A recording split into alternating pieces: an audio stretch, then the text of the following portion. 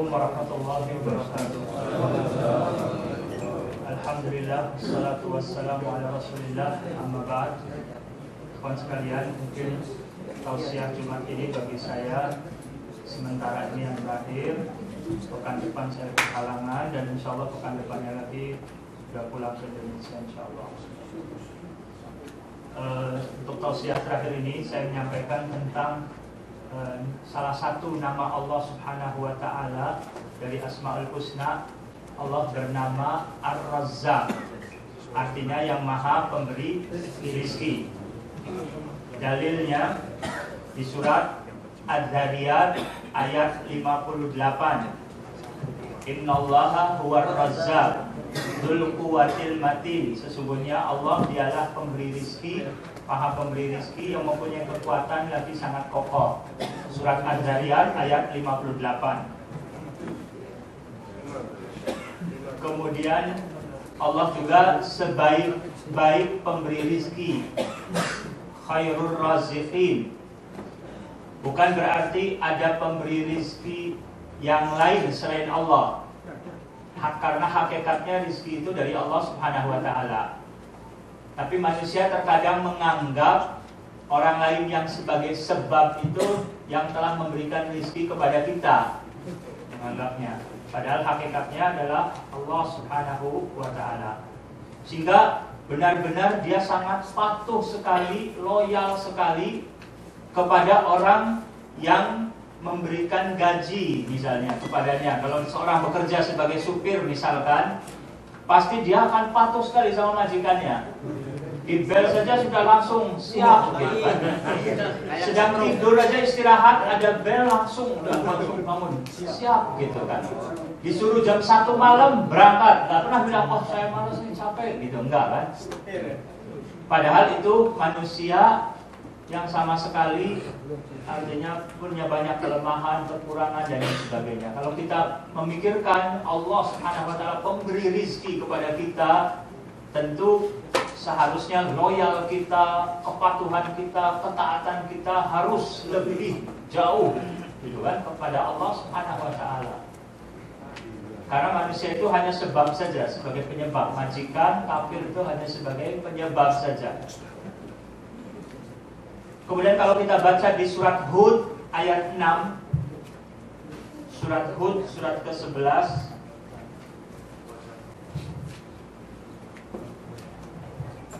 Allah Subhanahu wa Ta'ala berfirman, "Wa ma min dabbatin fil ardi illa 'alallahi rizquha."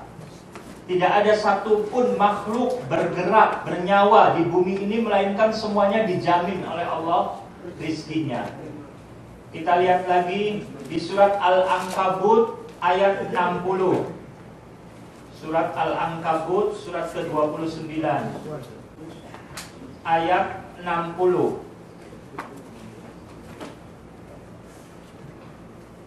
Allah berfirman, "Wa ka'ayyim min dabbatin la tahmilu rizqaha Allahu yarzuquha wa iyyakum wa huwas sami'ul alim." Dan berapa banyak makhluk bergerak yang bernyawa yang tidak dapat membawa atau mengurus rizkinya sendiri. Allah lah yang memberi rizki kepadanya dan kepada kalian. Dia maha mendengar, maha mengetahui. Ini sebagai satu isyarat maha mendengar, berarti adalah kita berdoa terus kepada Allah Subhanahu wa Ta'ala. Dan mengetahui juga supaya kita hati-hati juga jangan sampai mencari rizki dari jalan yang diharamkan oleh Allah Subhanahu wa Ta'ala. Ada satu binatang yang disebut dalam bahasa Arabnya al-ghurab. Ghurab itu burung gagak. Kalau dulu sekitar 20 tahun yang lalu di Jeddah masih banyak burung gagak. Sekarang masih. Anak burung gagak itu namanya bughath. Kalau lahir warnanya tidak hitam, tapi putih. Karena belum tumbuh bulu hitamnya, belum ada. Sampai induknya itu jadi ragu apakah itu anak saya atau bukan. Karena warnanya putih beda. Jadi dia pergi ibunya itu, ditinggal di sarangnya. Tapi subhanallah, bughath tersebut mengeluarkan aroma yang merangsang menjadikan binatang serangga, ulat-ulat itu datang, mendatangi anak burung tersebut. Kalau datang tinggal dimakan. Subhanallah, rezekinya datang sendiri. Sampai nanti ketika sudah mulai tumbuh, bulunya hitam, induknya baru datang lagi. Oh, anak saya. Baru dia cari makan anaknya tadi. Nah, ini saya dapatkan dari kitab Mausu'ah tentang Asmaul Husna. Kemudian juga dari penjelasan dari seorang yang berceramah dalam bahasa Arab menyampaikan seperti itu. Kemudian tentang masalah rizki lagi.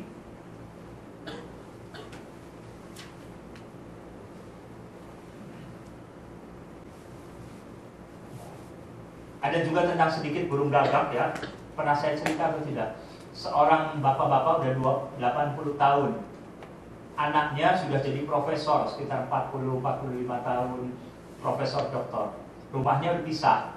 Setiap pekan sekali ayahnya datang, anaknya itu datang menengok ayahnya yang sudah sepuh. Bicara, ngobrol, minum teh di teras gitu. Satu hari ada hinggap burung gagak. Ayahnya yang udah sepuh tanya pada anaknya, itu apa namanya? Anaknya bilang itu burung gagak. Terus ngobrol lagi. Setelah nggak lama ayahnya bilang lagi, itu burung apa ya? Itu apa tadi yang hinggap di pagar? Burung gagak, kata si anaknya. Ngobrol lagi sebentar, tanya lagi ayahnya 3 kali seperti itu. Akhirnya anaknya jadi emosi kan? Ayah ini tanya terus, sudah saya jawab dari tadi gitu kan. Burung gagak. Nggak lama tanya lagi yang keempat kalinya. Sampai anaknya sangat emosi sekali. Sampai bangkit, burung gagak seperti itu. Artinya menunjukkan marah, dibentak ayahnya tadi. Ayahnya bilang, sebentar, saya mau masuk dulu. Masuk ke dalam, ambil catatan harian, buku harian. Suruh baca anak yang profesor tadi. Ternyata menceritakan kisah profesor itu ketika masih usia 3 tahun. Waktu digendong oleh ayahnya di pagar, ada burung gagak hinggap. Si anak tuh tanya, itu apa? Dijawab, burung gagak. Nanya lagi sampai lebih dari 20 kali tanya. Dijawab sama ayahnya dengan sabar, tidak marah, sambil dipeluk, sangat cinta kepada anaknya. Ini juga satu pelajaran hidup bagi kita. Ketika kita punya orang tua atau mertua yang sudah sepuh membuat kesel kita, ingat waktu kita kecil pun sering membuat kesel orang tua gitu kan. Jadi harus sabar. Kemudian rizki itu ada 2 macam. Ada rizki yang sifatnya materi ataupun benda gitu ya, makanan itu rizki. Itu setiap umum lah. Setiap orang kafir pun Allah beri rizki seperti itu gitu kan. Allah berikan. Tapi ada rizki yang hanya diberikan kepada orang-orang beriman saja. Sebentar. Bisa dibuka di rizki yang untuk orang-orang beriman, yang khusus untuk orang beriman bisa dibuka di surat At-Talaq ayat 11. Surat At-Talaq ayat 11, surat ke-65.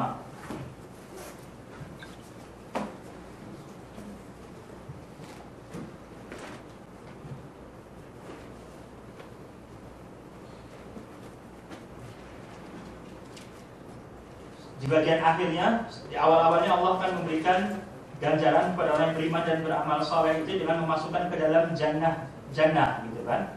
Nah, setelah itu qad ahsanallahu lahu rizqa.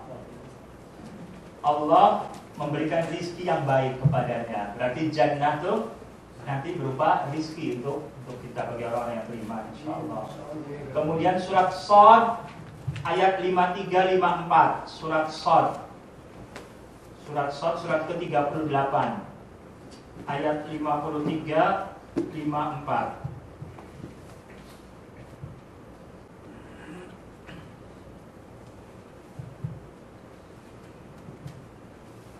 Hada ma tu'aduna liyaumil hisab, inna hada la rizquna ma lahu min nafad. Sebelumnya juga menceritakan tentang Jannatul Aden, jannah surga Aden. Inilah apa yang dijanjikan kepadamu pada hari perhitungan. Sungguh inilah rizki dari kami yang tidak ada habis-habisnya.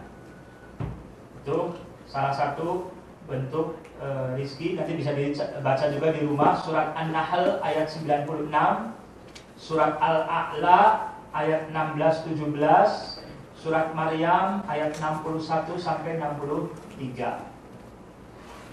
Mengikuti kebenaran juga merupakan rizki, dan menghindari dari kebatilan itu juga rizki.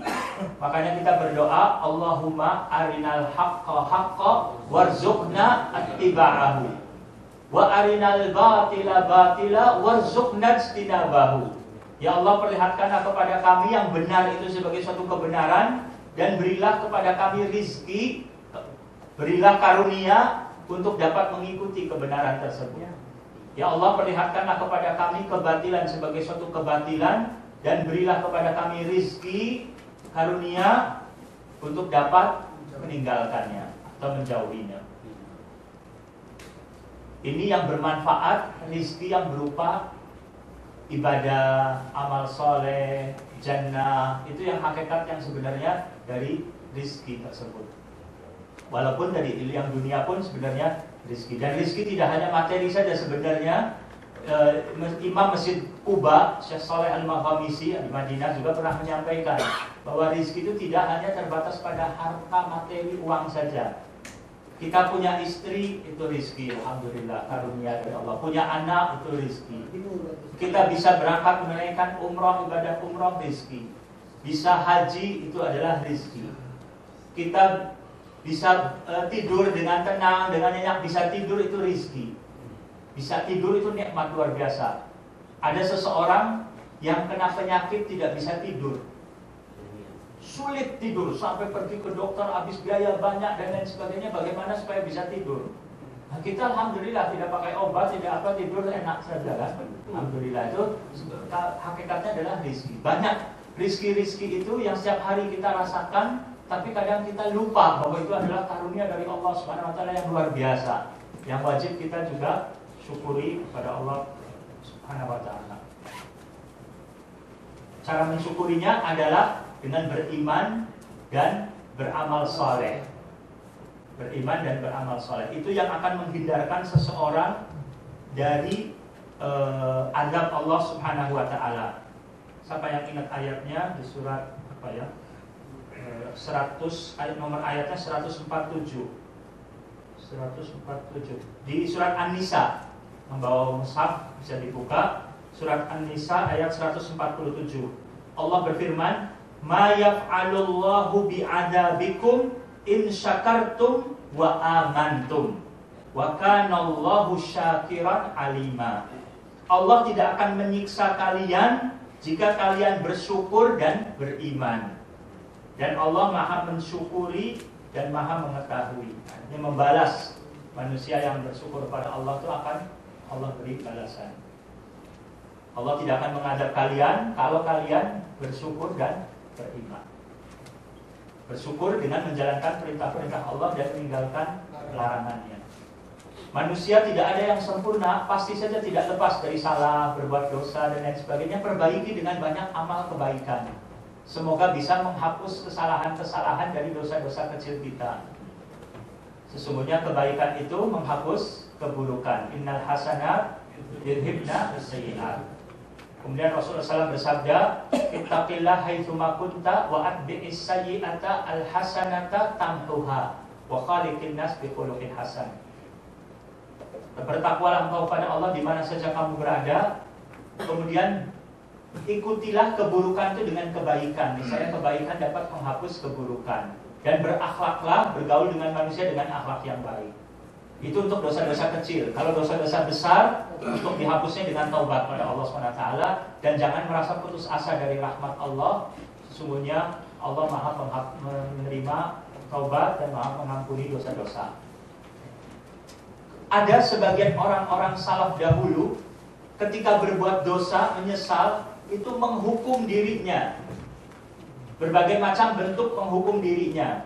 Dalam kitab Mukhtasar Minhajul Qasidin diriwayatkan Umar bin Khattab radhiyallahu anhu pernah pergi ke kebun miliknya.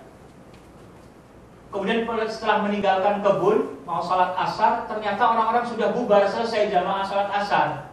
Dia nyesal sekali. karena tadi ke kebun tadi menjadikan telat tidak ikut sholat berjamaah di masjid.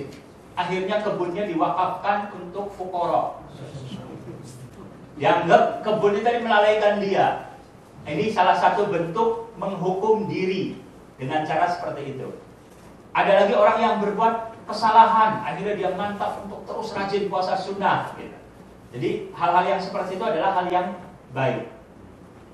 Ada bahkan sampai dalam kisah Al-Ahnaf bin Qais, saya belum pernah ceritakan kepada antum, kisah Ahnaf bin Qais yang sudah pernah diceritakan kan? Ada satu kejadian ketika dia melihat api, dia sampai melukai jarinya, tapi tidak sampai luka yang parah gitu kan, sekedar dipanaskan. Kalau orang perempuan biasa di dapur kan, mungkin memegang panci yang panas sudah kuat karena sudah terbiasa. Kita mungkin tidak terbiasa, nggak kuat gitu kan. Nah, dia sedikit untuk memanaskan sedikit jarinya di api supaya ingat akan api neraka jahanam gitu. Bahwa di dunia saja kamu tidak kuat, kamu jangan maksiat gitu.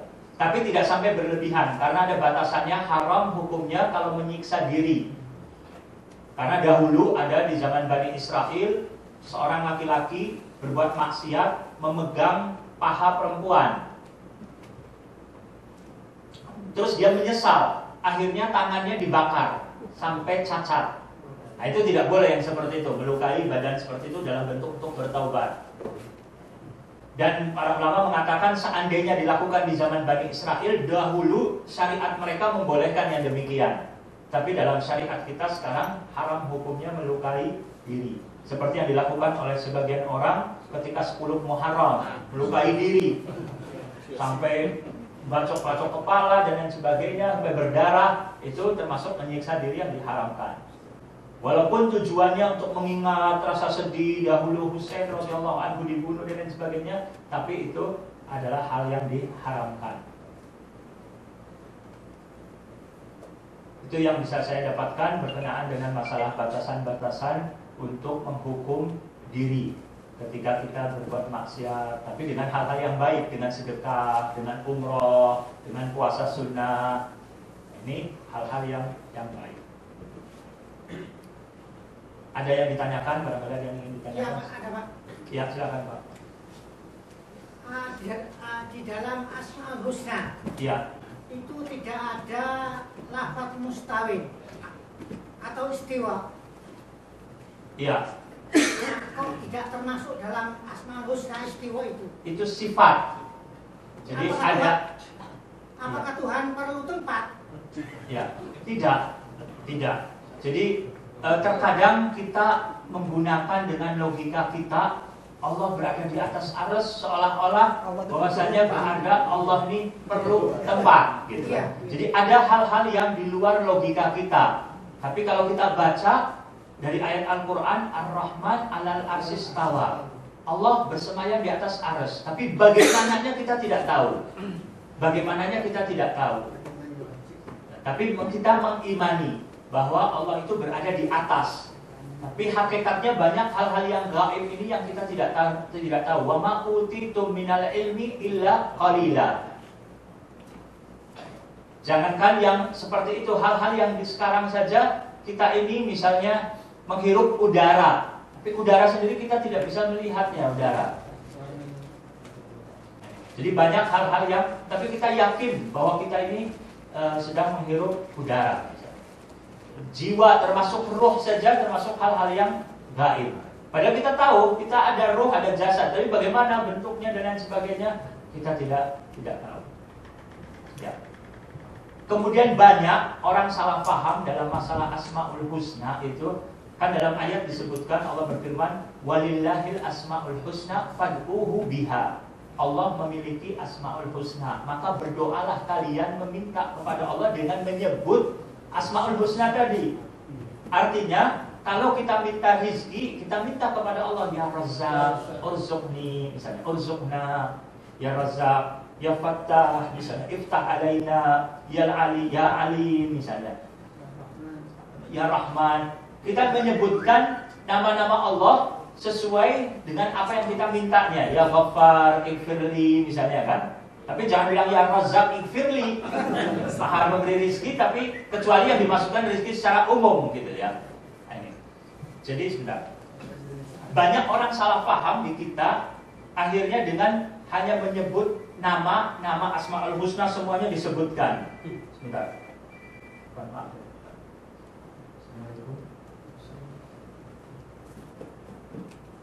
Alhamdulillah.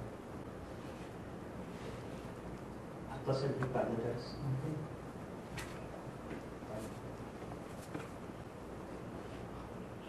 Alas tadi.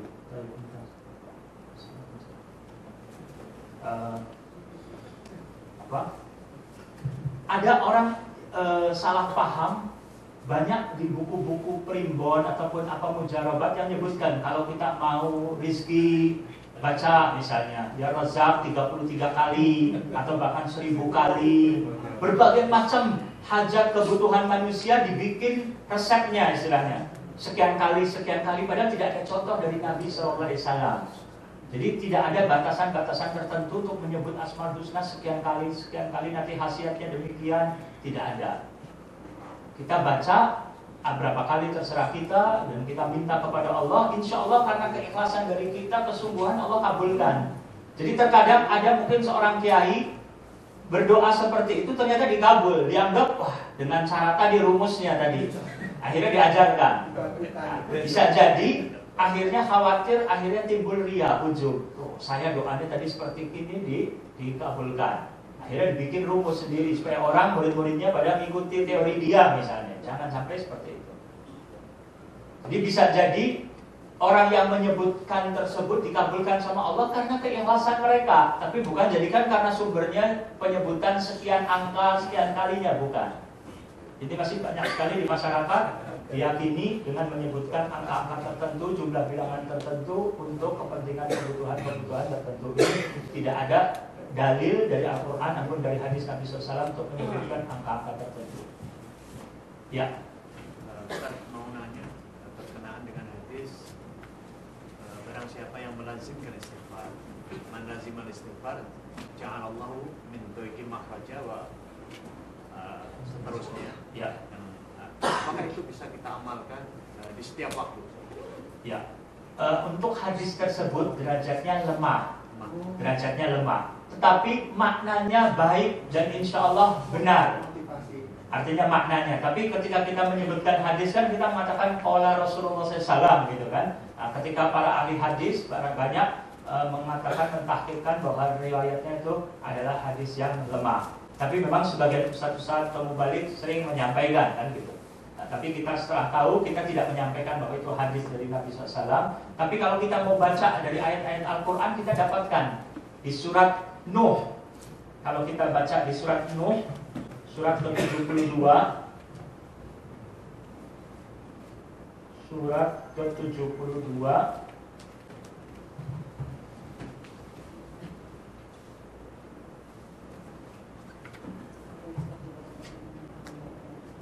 bukan surat 72, surat 71. Surat ke-71 di ayat 10. Mulai dari ayat 10 sampai berikutnya Allah berfirman, "Faqul tastaghfiru rabbakum innahu kana ghaffara." Aku katakan, beristighfarlah, mintalah ampun kepada Rabb kalian, sesungguhnya Dia itu Maha Pemberi ampun. Yursilis samaa'a 'alaikum midrara. Niscaya Allah akan menurunkan hujan dari langit dengan hujan yang deras. Maksudnya bukan hujan deras menimbulkan banjir, bukan, tapi deras yang akhirnya bermanfaat untuk tanam-tanaman dan hewan-hewan. Kemudian wa yumdidkum bi amwalin wa banina wa yaj'al lakum jannatin wa yaj'al lakum anhara. Yang dengan istighfar tadi juga akan Allah berikan tambahan kepada kalian dengan harta dan anak. Dan juga akan menjadikan untuk kalian kebun-kebun dan sungai-sungai. Ada satu orang datang kepada Imam Hasan Al-Basri rahimahullah, seorang ulama tabi'in. Ya Syekh, mengeluh, saya ini rezekinya sempit, belum dapat pekerjaan yang ini, kebutuhan banyak dan lain sebagainya, kurang. Jawabannya Syekh, banyak beristighfar. Pulang. Ada lagi orang lain lagi, ya Syekh, saya sudah nikah sekian puluh tahun belum dapat punya anak, tolong minta nasihat. Istighfar lagi jawabannya. Suruh banyak istighfar. Yang satu lagi, apa lagi? Ada 3. Sempit rezekinya, kemudian datang lagi menceritakan sekarang lagi. Setiap orang yang datang jawabannya resepnya istighfar terus gitu kan. Oh ini kata Imam Hasan Basri, bukan saya pribadi, ini ayat Al-Quran.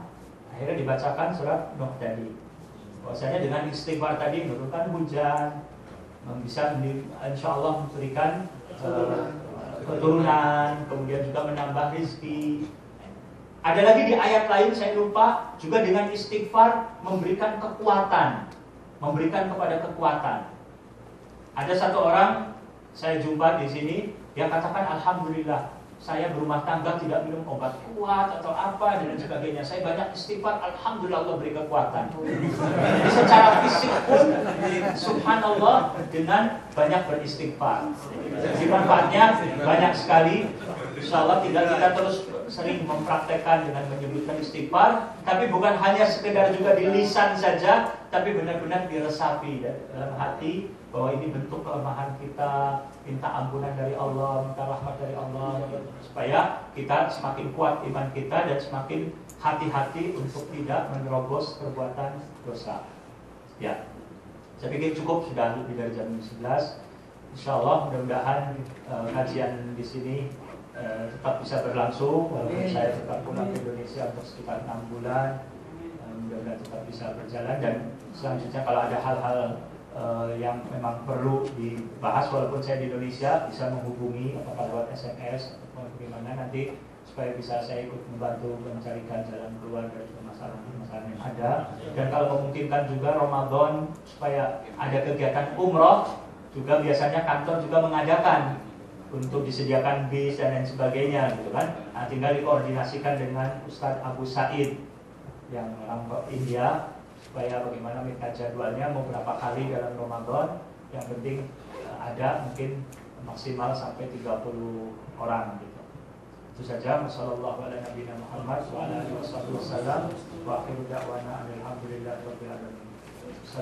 warahmatullahi wabarakatuh.